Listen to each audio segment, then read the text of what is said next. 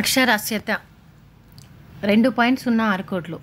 మొత్తం అక్షరాస్యత శాతం 66.54%. పురుష అక్షరాస్యత శాతం 75.04%. స్త్రీల అక్షరాస్యత శాతం 57.99%.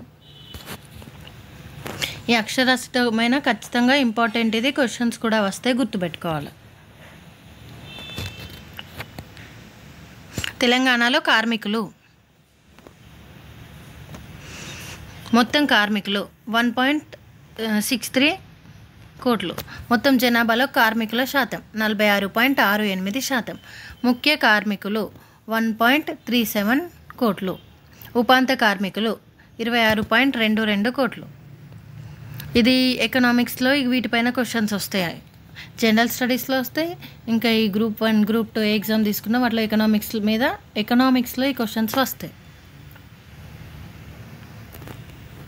మొత్తం గృహాలు ఎన్ని ఉన్నాయి? 83.04 లక్షలు. గ్రామీణ ప్రాంతాల్లో గృహాలు 51.69 లక్షలు. గ్రామీణ ప్రాంతాల్లో గృహాల శాతం పర్సెంటేజ్లో తీసుకుంటే 62.25%. పట్టణ ప్రాంతాల్లో గృహాలు ఎన్ని ఉన్నాయంటే 31.35 లక్షలు.